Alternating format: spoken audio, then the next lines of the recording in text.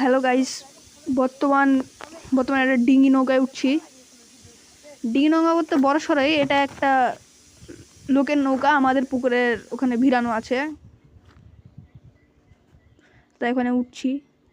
আমার দীপ ভাই নাকি বলছে এখানে উঠলে নাকি নৌকার ভিতর জল ঢুকবে, নৌকা উল্টে যাবে, দেখে আসি।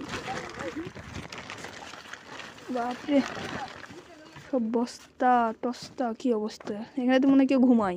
ওটা কিসের বোতল? ও, তাও ভালো। ওই তো আমার ঘন্টু ভাই।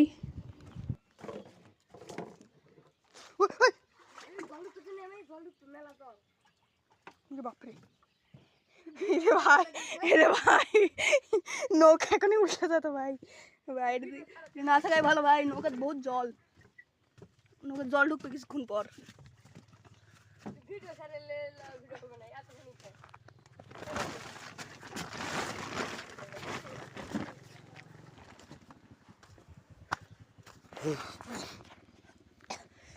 দোকানে